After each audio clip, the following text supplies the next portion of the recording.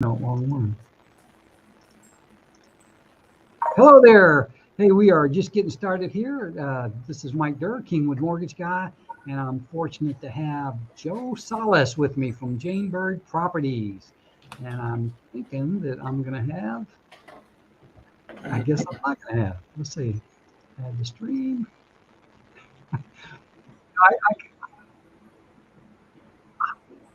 For real estate. Here are your hosts, the Kingwood Mortgage Guy, Mike Durr, who uses his 25 years as a mortgage professional to help people improve their credit, and Joe Salas, an accomplished home inspector, real estate agent, and trainer of new agents for Byrd Property International. Together, they will help you understand what you need to know to get the most out of your real estate investment. Let's get started.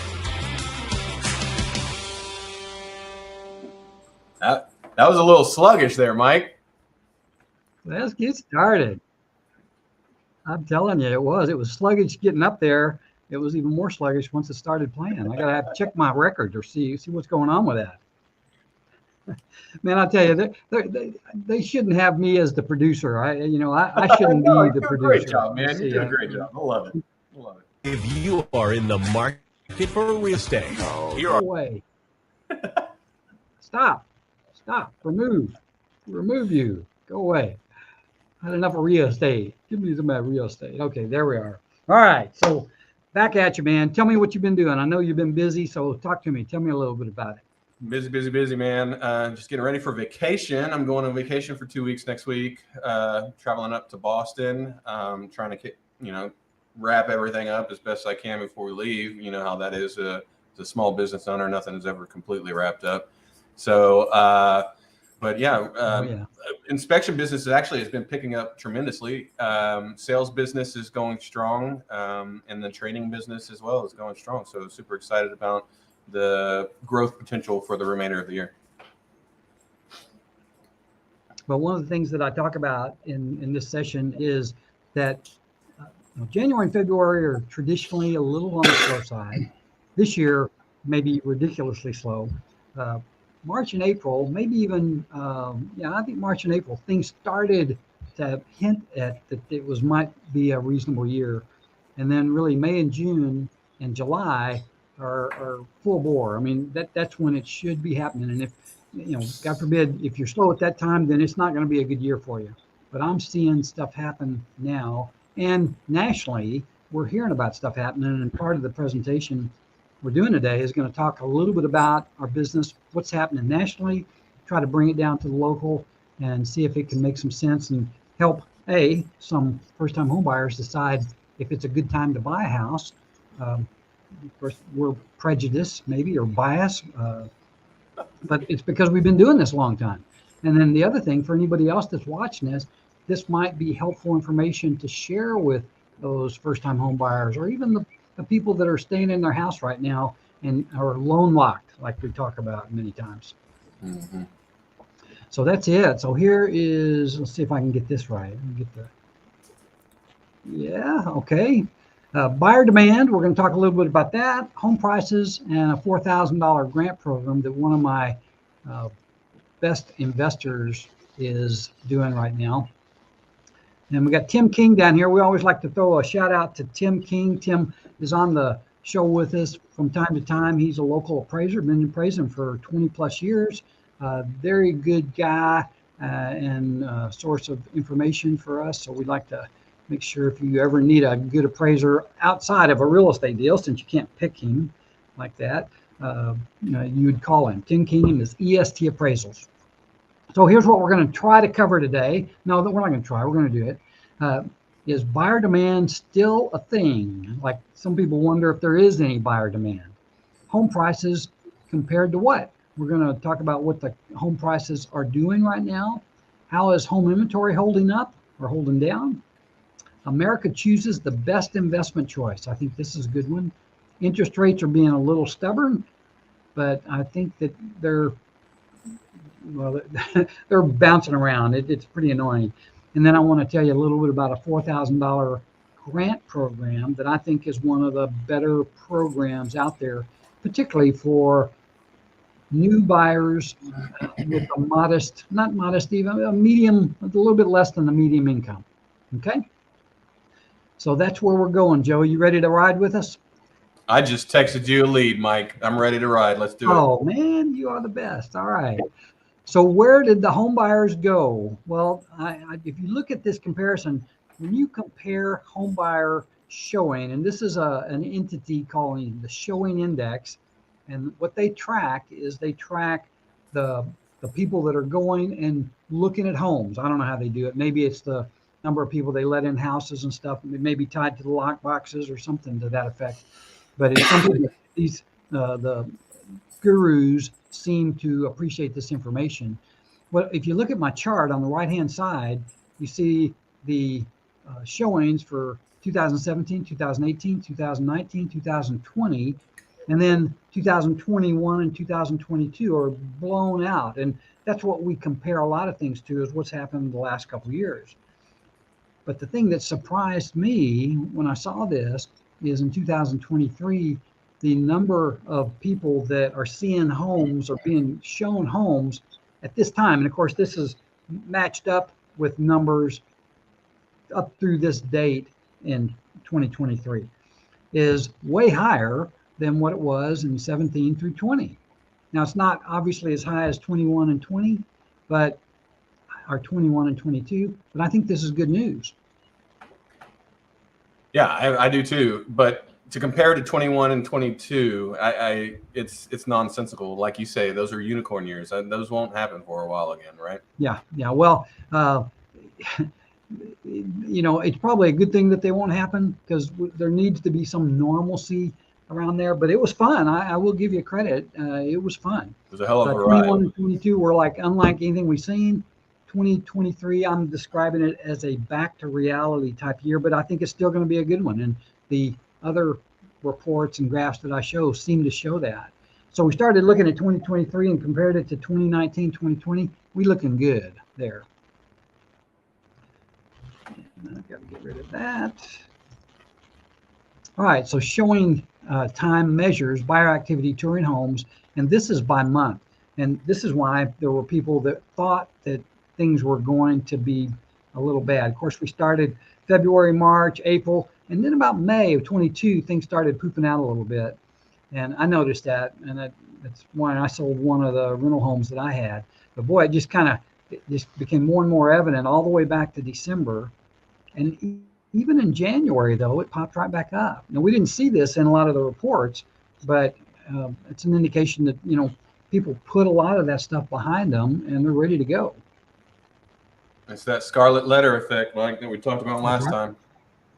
Yeah, well, explain that again, because I want to hear that again. And these people don't know what you're talking about.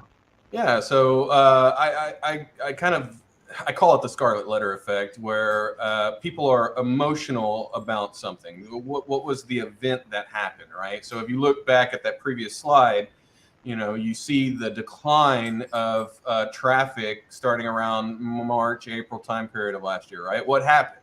Well, that's when interest rates started skyrocketing up to 7+, right?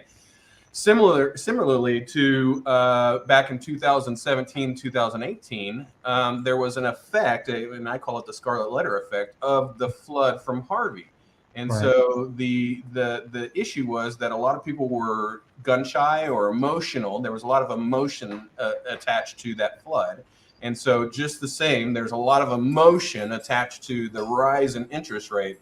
But at the end of the day, right, those buyers came back and are buying houses that were previously flooded in Harvey. And as we see in the numbers of January and February of 2023, buyers are coming back. I mean, regardless of what the interest rate is, there's still buyers out there that need to buy a house. And so that's what we're seeing, is like that emotional effect has worn off. And now we're looking at the realization of what we are going forward. Yeah, and I think every month we get a little bit less of that shock and awe that happened back in the the earlier part of this year and last year. So this is what's kind of interesting, and it kind of hits that note. Waiting for home prices to fall. Well, it doesn't look like that's what's going to happen here. And a lot of the reports that came out at the end of 2022, November, December, and the actual things that were happening is just people were, that thing you just described, scarlet letter, was effective, and home prices declined pretty substantially. I think it's 96% of the homes had some kind of, different, they weren't bouncing up like they were. And all of a sudden here in March of 2023, there's now, instead of 96% going lower, 92% are at listing price or even higher, and there's only 8% that are getting knocked around. And that's going to happen pretty much in any market, just because 8% of the homes are not in great shape. And I mean, there are people moving out of those homes because they have to move, or they don't have a choice. They didn't have time to fix a house up, or that kind of stuff. So the message is, if you're waiting for prices to fall, you may be waiting for nothing. I mean, it's a mistake. Nationally, the worst declines are behind us. While home prices vary in each area, I mean, they're always it's all local. Waiting could cost you more if prices continue to climb. Joe, it's interesting. I had one of my customers call me, I guess it was yesterday, yeah. And he said, I've been kind of holding off, and I just wasn't sure what the market was going to do. And I quoted you. I said, Byron, I said, waiting, the best time to buy a house was 2 or 3 years ago, dude. And the next best time is today. And you got to get back in the market, because the price of the homes are continuing going up. It's going to be more expensive every time that you think about waiting. You've got to do something. And he kind of came around and said, yeah, I know, I gotta do that. But it's hard for people, and it is painful a little bit, because they're not going to be able to buy the same home they could a year ago or 2 years ago, for sure. All right, so this is just one more slide in different format. And what this one says, all the key agencies are measuring higher prices across the U.S. And this shows Case-Shiller, FHFA, CoreLogic, Black Knight, and Zillow. And you can see in January, 3 out of the 5 showed negative growth in the home pricing. FHFA and Black Knight were the only positive ones. And not everybody's reported on this one to this date for April, but the increases, well, in February, it looked like everybody was positive. And in March, they were positive by a higher amount. And the one that is, this is higher again, but CoreLogic, if you added that up on a month by month, that'd be a 10% increase this year in appreciation. And that's a lot. Yeah. Right. And this is what I described before. I mean, it's prime time right now, May, June, July. This is prime time. Some people would say August. I think that because school's starting so much earlier this year, it could affect August a little bit. Won't be quite as strong as the months we're in starting right now. And the other point I made is, all of these entities, these measures of real estate activity, they can't all be wrong. So home prices are still going up. This is good for sellers, not great for buyers. But if you're thinking about selling, guess what you should do? Call Joe Salas. There's his number right down there. Love you, Mike. You got it. All right. So why are home prices still rising, Joe? What do you think it is? Inventory. You think?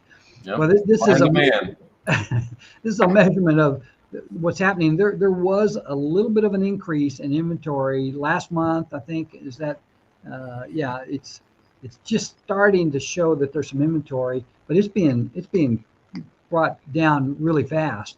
And obviously the inventory from last year is way less than what it is right now. So it's not going to take much to eat up the inventory that's out there. And when there's a shortage of a product, that means that the people that own the product can sell it for more, because more people want it. So, I mean, the message again is, you can't wait. You just can't wait. I put this in there. I love this. I mean, this is something that I did add one little thing there, but it's America's opinion of the best long-term investment in 2023. And this is what's the best long-term investment? Well, could be gold and silver, stocks, mutual funds, savings accounts, bonds, guns, or real estate. And I put real estate as the last one, but it's actually the first one. It's the 34% on this chart over here. So 34% of the people in this survey said that real estate's the best long-term investment. Gold was 26%. Savings, let's see, stocks and mutual bonds was 18. The bonds are getting hit hard. That's where rates are coming from, 13%. And then bonds are 7%. Savings account. Whoever thinks savings account and CDs is the best ones, they need to wake up. Guns, that's a whole different group of people that think guns are the best way to invest their money right now. So I just wanted to, I think I added that one. But for the last 11 years in a row, it's been real estate.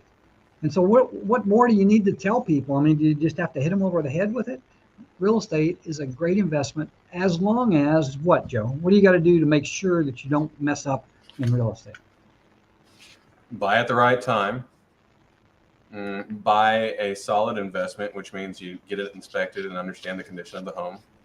And what else? Easy. You work with somebody that knows what they're doing. That's been around. Okay. If they're working with me, that's a given, Mike, right? Well, there you go. But yeah, you got to, I mean, they don't know that. Yeah. I mean, true, the first time they've ever seen this. The other thing is they got to get an inspection. They got to know what they're buying. I had, I don't know if I told you the story, but I had a couple actually working with Denise Moore, as a matter of fact, and they found a house they loved. They put an offer in it. It was accepted. They did the inspection. Unfortunately, they didn't use you, Joe, but they evidently got a good inspection. And there was something about the house that was off. Had something to do with the foundation. And so I think Denise was smart enough to tell them that they may want to get an additional inspection to see what the depth of that foundation issue was. And it turned out that, it was going to be a disaster. I mean, that foundation problem could negatively affect just about everything in that house, whether the window seals, whether the pool, whether all the things that went around with it. Yeah. And so, obviously we wanted them to get that house, but it wasn't the right house. It would have been a bad investment for them. So those are critical things that you guys take care of and help people. And a lot of times they don't understand that. They don't appreciate it. Okay, so interest rates. Let's talk about it. First off, I guess this is a confession. I am a dyed-in-the-wool optimist. Rates are not as low as I'd hoped. Factors affecting rates are multiple, and some of them were just downright unexpected. One of them was the government spending limit. Tobacco, fortunately, we're past that now. Banking stress and bank closures, and the new one that's out there is the oil prices. Have you heard about this one? No. What's that? Well, so evidently President Biden had promised the Arab group that controls all the oil that he would replenish the oil that he used from our reserves, and he's not doing it. And they're at this point saying that they're going to sell it to us at a higher price than what was initially agreed upon. And anyway, it's just the bottom line is that oil prices and gas prices are going to go up because of it. And the problem with that for inflation is that everything has to be transported to where it ultimately is used, right? So when the gas prices go up, that's a real big factor for the cost of anything in the grocery aisle, anything in lumber. It just makes everything go up. And so it's another concern that's out there for inflation. And if you control inflation, that controls rates. So it's not pretty. I'm almost hard to say this, the only good thing on the horizon that looks good for rates is a recession. And that's basically what is pretty much a slam dunk that's going to happen within the next 6 to 12 months is we're going to have some kind of recession. Hopefully it's a mild one. But the good news about that, for the real estate industry, houses don't depreciate when you have a recession, but rates do. So that could be positive for that. Just wonder when it's going to happen. So moving on. All right, so I'm talking about this new program, and this was one of my favorite lenders that we work with. They're super fast, they're aggressive, and what they're doing, and they're not the only one doing it, but they are offering up to a $4,000 credit towards your down payment or your closing cost. It's not one of those deals where they charge you a higher rate to give you the money, which is the one thing that I have trouble with most of the first-time homebuyer programs. But they effectively, if you buy a house that's $200,000, they'll give you can get in that house for 1% plus your closing cost. A lot of times you get the seller to pay your closing cost. Now here the trick is they want you to be a first-time home buyer. They also want you to have no more than 80% of the median income. All right. Now that can be a problem for some couples and some people, but I looked up what Harris County, Montgomery County, Brazoria, Fort Bend, all the counties. As a matter of fact, I have the list on my desk of every county in the state of Texas, and the ones in our effective area, that 80% median is $72,640, and it's scheduled to go up soon. So as soon as that comes out, I'll know about it. It should be pretty soon. But that still allows for $6,053.33. Here's the interesting part. If you are a couple, you don't have to use both couples' income. That's unusual. If you're a commissioned person, you get a base and a commission, you don't have to count the commission. If you're a W-2 worker and you get overtime, guess what? You don't have to use the overtime. So they've really made it so that there's a lot of flexibility with this program. This also comes with, obviously, it's a conventional loan, good rates, low MI, and I mean, I think it's a terrific program. If you wanted to find out, I've got this website up here, https://sf.freddiemac.com, and it's working with the U.S. Affordable Lending Home Possible Eligibility Map. Okay, that's where you go, and that'll tell you if that home is going to be, or if what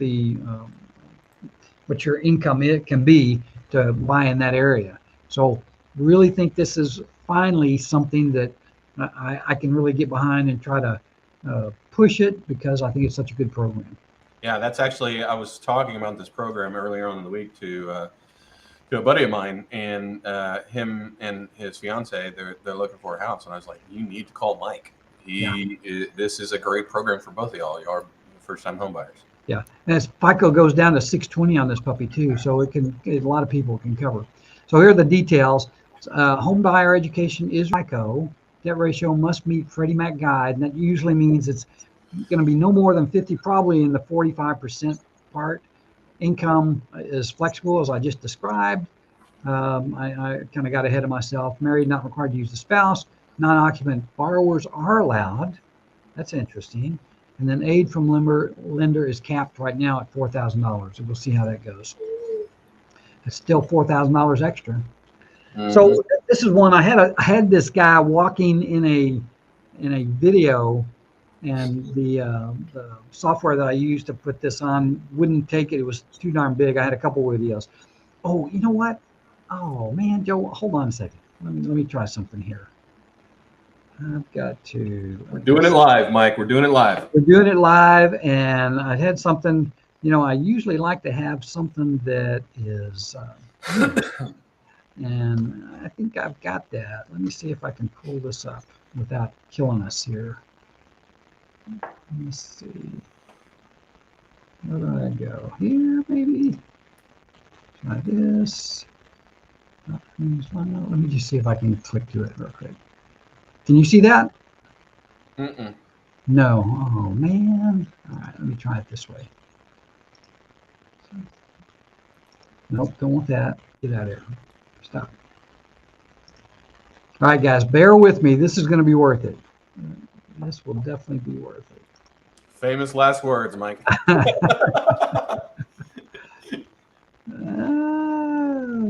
see. Is this it? Oh, man, I did it before. From the studio. All right, well, oh wait, here goes. Here goes.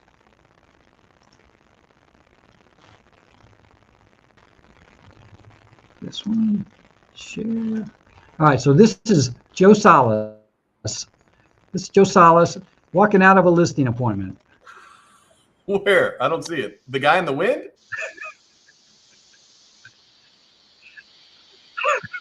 I don't see anything on the screen, Mike. It's not playing. You don't see it? Oh, no.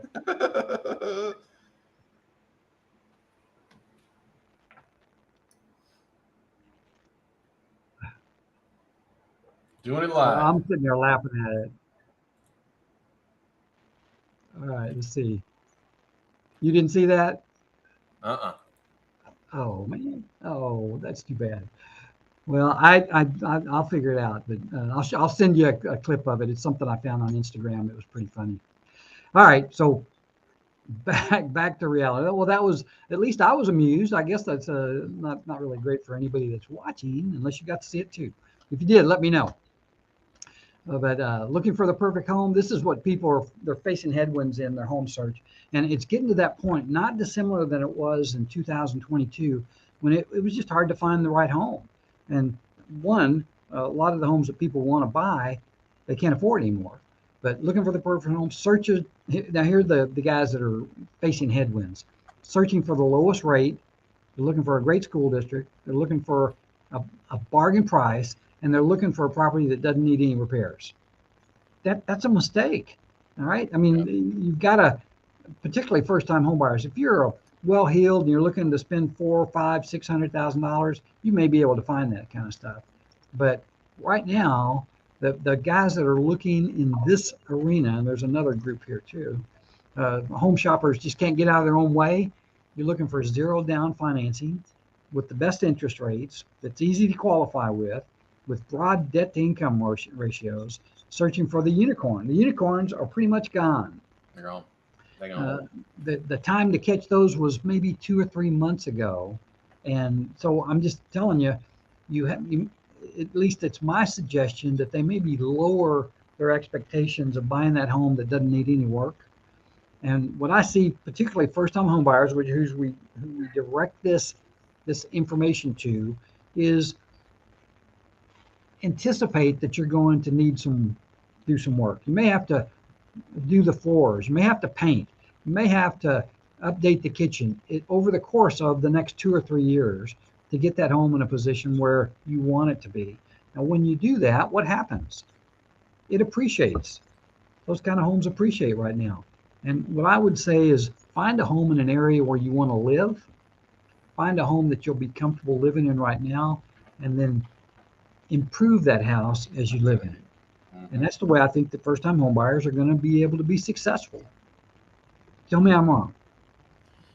Yeah, I think it's right. The thing they need to be aware of, and we mentioned it earlier on in the seminar, is the condition of the home. I mean, they don't want to jump into something that's just going to be over their heads as far as their ability to improve things like AC systems, roof, foundation problems. Those are all things that are high money dollar item type fixes. And if a first time home buyer is in a tight situation, cash on hand wise, then they just need to be cautious with that. And a good inspector will help them identify what the general condition of the home is at the time of purchase, and then they can make an informed decision on that total cost of the home going forward. Yeah. That's right. I mean, I think about when I bought my first home. I mean, even though I've been self-identified as the least handy person in the United States, I'm getting better. Thank goodness for YouTube, man. If it wasn't for YouTube, I'd be in bad shape. But there are a lot of guys that have a lot more skills than this kid did, and they'll do better than I did. We were lucky. I had Sandy's family to help. So what are you guys going to do? I mean, if you were out there right now, it's really, I think, if you wait, there's going to be a penalty of a higher priced house. I do think that, I'm like I said, I'm an optimist. I think that rates will come down. I'm just not sure when they're going to come down. So it's hard to sit there and wait that. But I think it's a good, for those that make that decision now, should you wait? I think it's a mistake. I think it's the right time now. And Joe, I quote you all the time. Joe says this is the best time to buy was 2 or 3 years ago. Well, I can't help you with that. But Texas is a hot commodity in more ways than one. Of course, it's getting ready to be hot anyway. I'm not sure I left it in there. I probably took it out, but it was that thing about moving. Where are people moving to? And you think about it, people are moving from out of state and coming to Texas. It's the number one destination based on all the moving companies out there that they took a survey from. Those people have to live somewhere.